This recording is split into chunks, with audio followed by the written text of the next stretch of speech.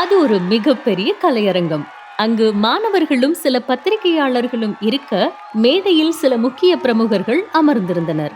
அப்பொழுது ஒரு பெண் மைக்கின் முன் நின்று கொண்டு, இப்போ அடுத்ததா அவங்களோட தேன்குரல் மூலமா சிறப்புரையாற்ற வர்றாங்க இளம் பேச்சாளர் குழலி மேடம் என்று கூறியதும் அங்கு கரவொலி அதிகமாக இருந்தது.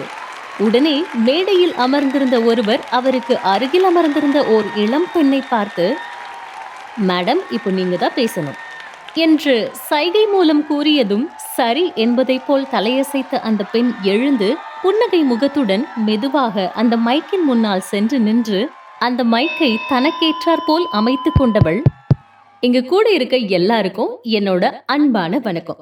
நான் பேசுறது உங்க எல்லாருக்கும் கேக்குதுல? ஏன்னா நான் பேசுறது எனக்கு ரொம்ப சத்தமா கேக்குது. சோ நான் பேசுறது உங்களுக்கு கேக்குதா இல்லையான்னு எனக்கு தெரியாது. அதனால நீங்க ஒரு தம்ஸ் அப் காட்டுனீங்கன்னா உங்களுக்கு கேக்குது அப்படின்னு நான் புரிஞ்சுப்பேன். அதுக்கப்புறம் நான் தொடர்ந்து பேசுவேன் என்று புன்னகையுடன் கூறியவுடன் அரங்கத்தில் உள்ள அனைவரும் சிரித்த முகத்துடன் தங்கள் கட்டை விரலை உயர்த்தி காண்பித்தனர். ரொம்ப நன்றி. உங்கள மாதிரி மாணவர்கள் முன்னாடி பேசுறது எனக்கு ரொம்ப பிடிக்கும். இன்னைக்கு நான் உங்ககிட்ட சொல்லணும்னு நினைச்சது ஒரே ஒரு விஷயம்தான். அது என்னன்னா, தாழ்வு மனப்பான்மைய அழிக்கிறது பத்தி.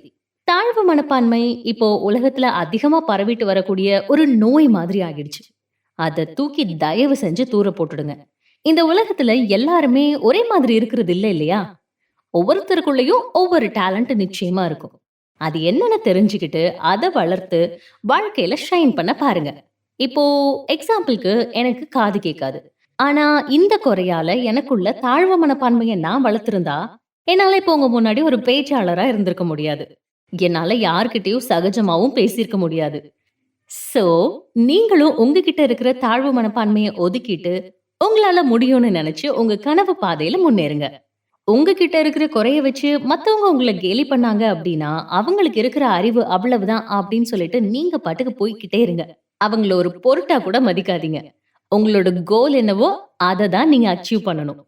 சோ உங்க குறைகளையும் நிறைகளா மாத்தி முன்னேறுங்க என்றவாறு அவள் அழகாக பேசிக் கொண்டிருக்க அதை கேட்கும் ஒவ்வொருவருக்கும் ஆச்சரியமாகவும், அதே சமயம் அவள் குரலின் இனிமையோடு சேர்த்து அவள் கூறும் கருத்தை உள்ளிழுத்து கொண்டு அதை குறித்து யோசிக்கவும் ஆரம்பித்தனர்.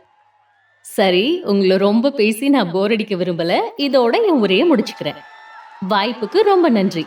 பிடிச்சிருந்தா ஒரு பட்டர்ஃப்ளை கிளாப் பண்ணுங்க என்று புன்னகை முகமாய் குழலி கூறியதும் அரங்கத்தில் உள்ள அனைவரும் கைகளை மேலே தூக்கி பட்டர்ஃப்ளை கிளாப் செய்தனர். விழா முடிந்து அவள் மேடையிலிருந்து கீழே இறங்கியதும் அவள் அருகில் சிரித்த முகத்துடன் ஓடி வந்த ஓர் இளம் பெண் குழலியை தொட்டு அழைத்ததும், அக்கா உண்மையிலேயே வேற லெவல்ல பேசின என்று அவள் சைகை மூலமாக கூற, thank you my dear sweet sister என்று புன்னகைத்தாள் குழலி. அவள் அங்கு அழகாக பேசிக் கொண்டிருப்பதை மிகவும் ரசனையோடு பார்த்து கொண்டிருந்த இரு கண்கள் அவளை உச்சி முதல் பாதம் வரை ரசித்தன. எனக்கு ரொம்ப டயர்டா இருக்கு யாழி, வா சீக்கிரமா வீட்டுக்கு போலாம், போய் நல்லா ரெஸ்ட் எடுக்கணும் என்று குழலி அவள் சகோதரி யாழியிடம் கூற, ஓகே வா என்று யாழி அவள் கையை பிடித்து வெளியே அழைத்து சென்றாள். இருவரும் ஸ்கூட்டியில் தான் வந்திருந்தனர். எனவே யாழி வண்டியை ஓட்ட குழலி அவளுக்கு பின்னால் அமர்ந்து கொண்டாள். அப்பொழுது ஒரு கார் அவர்களை பின்தொடர்வதை பார்த்த குழலிக்கு ஏதோ நெருடலாக இருக்க அவள் யாழியின் தோளை தட்டி, யாழி சீக்கிரமா போ, நம்மளை யாரோ ஃபாலோ பண்ணிட்டு வராங்க, சீக்கிரமா வீட்டுக்கு போ என்று படபடப்புடன் கூறியதும் யாழியும் தன் வண்டியின் கண்ணாடி வழியாக பின்னே பார்த்தாள். அங்கு பல வாகனங்கள் வந்து கொண்டிருந்ததால் அவளுக்கு அப்படி எதுவும் வித்தியாசமானதாக தெரியவில்லை.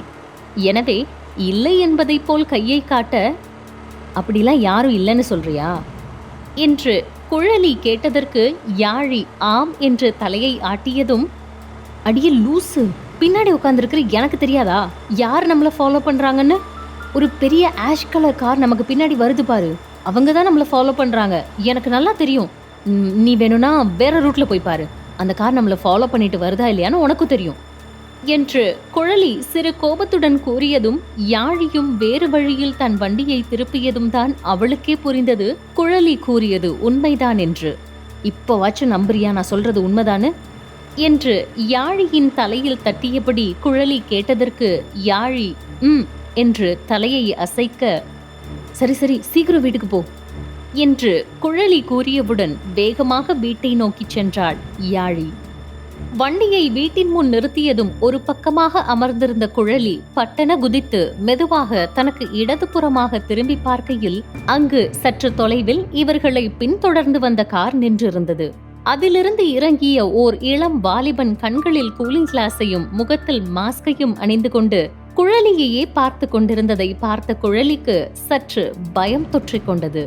உடனே வீட்டிற்குள் ஓடிச் சென்று அங்கு ஹாலில் அமர்ந்திருந்த அவளது ஒட்டுமொத்த குடும்பத்தாரிடமும், அப்பா அம்மா, எனக்கு சீக்கிரமா கல்யாணம் பண்ணி வச்சிடுங்க என்று சிறு குழந்தை போல் பாவமாக முகத்தை வைத்துக் கொண்டு கூறியதும் அனைவருக்கும் ஏனோ ஆனந்த அதிர்ச்சியாக இருந்தது. இருப்பினும் அதை வெளிக்காட்டாமல், குழலி, என்ன திடீர்னு கல்யாணம் பண்ணி வைங்கன்னு சொல்ற?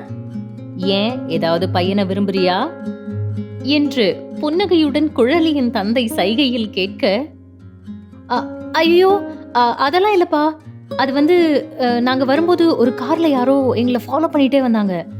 இப்ப கூட அந்த கார் நம்ம வீட்டுக்கு வெளியே தான் நிக்குது. அதுல இருந்து இறங்கின ஒருத்தன் என்னையே பாத்துட்டு இருக்கான்ப்பா. ஒருவேளை அவன் என்ன கடத்திட்டு போயிட்டானா என்ன பண்றது? அதான் எனக்கு சீக்கிரமா கல்யாணம் பண்ணி வச்சிடுங்க என்று அவள் அப்பொழுதும் சிறு குழந்தை போல் கண்களை உருட்டி உருட்டி கூற, அப்படியா, நீ பயப்படாத, அவனை நாங்க பாத்துக்கிறோம். அப்புறம் உனக்கு சீக்கிரமா கல்யாணம் பண்ணி வச்சிடுறோம், சரியா? நீ உள்ள போ என்று குழலியின் சித்தப்பா கூறியதும், ஓகே சித்தப்பா, தேங்க்யூ என்று புன்னகையுடன் கூறிய குழலி அவள் அறைக்கு சென்றாள். சூப்பரப்பா, நீங்க ஆசைப்பட்ட மாதிரி அக்காவே கல்யாணத்தை பத்தி பேச ஆரம்பிச்சிட்டா. பேசாம சீக்கிரமா அவ மனசு மாறதுக்குள்ள அவளுக்கு கல்யாணம் பண்ணி வச்சிடுங்க என்று உற்சாகமாக யாழி கூற, அதெல்லாம் நாங்க ஏற்கனவே ஏற்பாடு பண்ணிட்டோம் யாழி, இந்தா மாப்பிள்ளையோட போட்டோ என்று குழலியின் தாய் கூறியதும், அட பாவிகளா, இதெல்லாம் எப்ப எனக்கு தெரியாம பண்ணீங்க?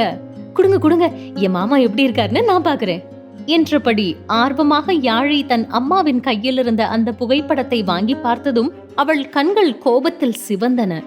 என்னம்மா இது? இந்த ராஸ்கல் தான் மாப்பிள்ளையா? இவனதான் அக்காவுக்கு சுத்தமா பிடிக்காதுன்னு உங்களுக்கு தெரியும்ல. தெரிஞ்சும் எதுக்காக இவனை மாப்பிள்ளையா பாத்தீங்க? இவனால அக்கா எந்த நிலைமையில இருந்தாங்கறதெல்லாம் மறந்துட்டீங்களா என்று யாழி கோபத்தில் சத்தமிட, யாழி, உன் கோபம் எங்களுக்கு புரியுது. ஆனா உண்மையாவே மாப்பிள்ளை திருந்திட்டாரு. அவர் எவ்வளவு உருக்கமா எங்க கிட்ட பேசி குழலை விஷயத்துல அவர் பண்ண தப்ப உணர்ந்து கால்ல விழாத குறையா மன்னிப்பு கேட்டார் தெரியுமா? உண்மையிலேயே குழலிய அவர் மனசார விரும்புறாரு யாழி. அவங்க குடும்பமும் ரொம்ப நல்ல குடும்பமா என்று பக்குவமாக கூறினார் யாழியின் சித்தி. ஐயோ, அவன் உங்ககிட்ட நடிச்சிருக்கான் சித்தி, அத நீங்களும் நம்பிட்டீங்களா? குழலிய இவனுக்கு கல்யாணம் பண்ணி கொடுக்க என்னால சம்மதிக்க முடியாது என்று யாழி உறுதியாக கூறிவிட, இல்ல யாழிமா, மாப்பிள்ள உண்மையாவே திருந்திட்டாரு. உங்க அக்கா மேல வச்சிருக்கிற அன்பால தான் அவர் தனியா ஒரு ஹாஸ்பிட்டல் கட்டி அதுக்கு குழல் ஆடியாலஜி அண்ட் ஹியரிங் ஹாஸ்பிட்டல் அப்படின்னு பேர் வச்சு அதுல சீஃப் ஆடியாலஜிஸ்டா இருக்காரு. அவர் பண்ண தப்ப அவரை சரி பண்ணணும்னு நினைக்கிறாரு என்று யாழியின் சித்தப்பா கூற, இப்படியே குடும்பத்தில் உள்ள அனைவரும் ஒரு வழியாக பேசி யாழியின் மனதை ஓரளவிற்கு மாற்றினர். இப்போ வெளியே நிக்கிறது, அதாவது உங்களை ஃபாலோ பண்ணிட்டு வந்தது கூட மாப்பிள்ளையும் அவரோட தம்பியும் தான். நீ வேணும்னா போய் பாரு என்று யாழியின் அம்மா கூறியதும், அப்படியா, சரி, நான் போய் அவர்கிட்ட பேசிட்டு வரேன் என்ற யாழி வேகமாக வெளியே அந்த காருக்கு அருகே சென்றதும் அங்கு நின்றிருந்தவன் அவன் கண்ணாடியையும் மாஸ்கையும் அவள் தன்னை நோக்கி வருவதை பார்த்து கழற்றினான். அவனை பார்த்ததும், இங்க பாருங்க, நீங்க தான் எங்க அக்காவை கல்யாணம் பண்ணிக்க போறீங்கன்னு வீட்டுல இப்பதான் சொன்னாங்க. நீங்க பண்ணதெல்லாம் என்னாலேயே மறக்க முடியல. என் அக்கா எப்படி மறப்பான்னு எனக்கு தெரியல. என் அக்கா பட்ட கஷ்டத்தை பக்கத்துல இருந்து பார்த்தவனா. நீங்க மாறிட்டீங்கன்னு எல்லாருமே சொல்றாங்க, ஆனா எனக்கு அதுல நம்பிக்கை இல்ல. என்ன இருந்தாலும் என் அக்காவோட சந்தோஷம் தான் எனக்கு முக்கியம். அதனால நீங்க என் அக்காவை நல்லா பார்த்துப்பீங்கன்னு முதல்ல எனக்கு சத்தியம் பண்ணுங்க என்று படபடவென கோபம் கலந்து கூறிய யாழி அவன் முன்னால் கையை நீட்டியதும் அவனும் சிறு புன்னகையுடன் அவள் கை மேல் சத்தியம் வைத்து, நான் நிச்சயமா குழலியை என் உயிரை விட பத்திரமா பாத்துக்கிறேன் யாழி. இனிமே எப்பவுமே அவளை நான் கஷ்டப்படுத்த மாட்டேன். என்ன நீ நம்பலாம், ப்ராமிஸ் என்றதும் யாழிக்கு மகிழ்வாக இருந்தது. சரி யாழி, நீ குழலி கிட்ட என்னை பத்தி சொல்லாத, நானே அவகிட்ட எல்லாத்தையும் சொல்லிக்கிறேன். அவ நம்பர் மட்டும் கொடு என்று அவன் கேட்டதற்கு, சரி இந்தாங்க என்று யாழி அவனிடம் குழலியின் அலைபேசி எண்ணை கொடுத்தவுடன், மாமா, உங்க முகம் மட்டும்தான் எனக்கும் அக்காவுக்கும் தெரியும். உங்க பேர் இப்ப வரைக்கும் தெரியாது. உங்க பேர் என்ன மாமா என்று கேட்டதற்கு அவன் பதிலளிக்கும் முன்னே வேறொரு திசையிலிருந்து, சீஃப் ஆடியோலஜிஸ்ட் இளந்திரையன் என்று ஒரு கணீர் குரல் கேட்டவுடன் அங்கு திரும்பி யாழி குழப்பமாக பார்க்க, அவள் பார்வையின் அர்த்தத்தை உணர்ந்த இளன் அந்த குரலுக்கு சொந்தமானவனை தன் அருகில் இழுத்து, இவன் என் தம்பி, பேரு குகன் என்றதும், ஓ, நான் மாமா கிட்ட தானே கேட்டேன், உங்ககிட்ட இல்லல, பின்ன எதுக்கு இப்படி கத்தி சொன்னீங்க? ஒரு நிமிஷத்துல பயந்தே போயிட்டேன், கொஞ்சம் கூட மேனஸ் இல்ல என்று குகனை பார்த்து கோபமாக திட்டிய யாழி, நான் வரேன் மாமா, உங்க தம்பி இனிமே இந்த மாதிரி பண்ணக்கூடாதுன்னு சொல்லி வைங்க என்று குகனை முறைத்தவாறே இளனிடம் கூறிவிட்டு சென்றாள். நம் நாயகி குழலி அழகிலும் அன்பிலும் பண்பிலும் உயர்ந்தவள். அவள் கூறியது போலவே தன்னுடைய குறையையும் நிறையாக பார்ப்பவள். ஆனால் இப்படிப்பட்ட குழலி இந்த உலகிலேயே வெறுப்பது நம் நாயகன் இளந்திரையன் ஒருவனைத்தான். ஆனால் ஏன்? அவர்களுக்குள் அப்படி என்ன நடந்தது என்பதை இனிவரும் அத்தியாயங்களில் காணலாம்.